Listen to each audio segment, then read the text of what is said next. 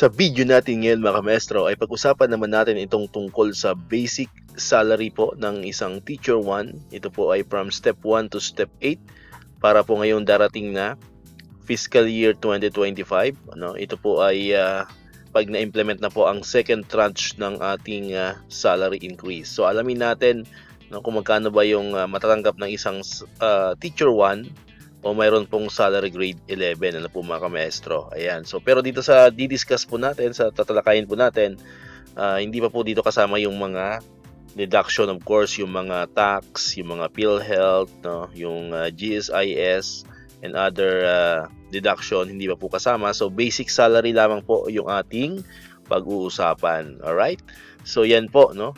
Ito yung second tranche na effective po ito ngayong January 2025. So kung ikaw ay isang Teacher 1, abang-abang ka po dito, no? At malalaman po natin kung magkano po yung ating expected na basic salary na matatanggap, no, from Step 1 to Step 8. Ayan. So sabi ko kanina, ang Teacher 1 po ay kabilang sa salary grade 11. Ayan. So kung ikaw ay Teacher 1 Step 1, ito yung basic salary na matatanggap niyo, amounting to 30,024 pesos. Kumbaga ito yung entry level, no, ng isang Teacher 1 kapag ikaw ay bagong pasok sa Department of Education. So ang matatanggap nyong salary is, or basic salary is 30,024 pesos. Ngayon kung ikaw naman ay Teacher 1 Step 2, nagkakahalaga naman ito ng 30,308 pesos. Ayan, para naman yan sa mga Step 2.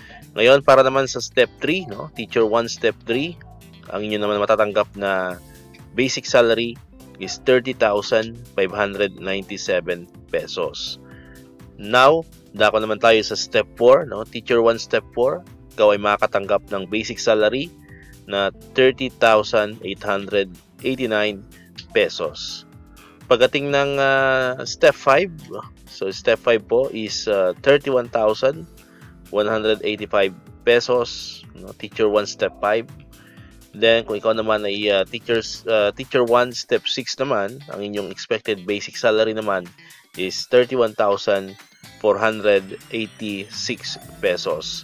Kung ikaw naman ay Teacher 1 Step 7, ang inyong basic salary na matatanggap ay 31,790 pesos. And ang pinaka last po for Teacher 1 is yung Step 8 na nagkakahalaga naman po ng 32,099 pesos. Alright, so ito po yung expected basic salary ng isang Teacher 1 o salary grade 11 from Step 1 hanggang Step 8 mga kamaestro. Okay? So para naman sa mga Teacher 2, no, sa mga Teacher 3, Master Teachers, Head Teachers, abang-abang lang po kayo sa channel natin at gagawan po natin yan pa isa-isa po ng vlog, no, para naman malaman po agad natin kung magkano yung ating expected na matatanggap na basic salary ngayong darating na January 2025 yung ating fiscal year 2025. Alright, so dito ko natatapusin itong ating video ngayon mga maestro. Kung hindi ka pa nakakapag-subscribe, click mo na ang subscribe button dyan para ikaw yung unang nakakapanood ng mga videos na ina-upload natin. Katulad dito, yung mga updates pa rin about sa mga salary increase and other benefits ng mga teachers and government employees. And syempre, click mo na rin ang notification bell button para manonotify ka. Always updated ka pag may mga bago tayong uploaded na videos. So muli, maraming salamat sa inyong panonood at pakikinig. Once again, El Maestro. See you on my next vlog. Bye-bye!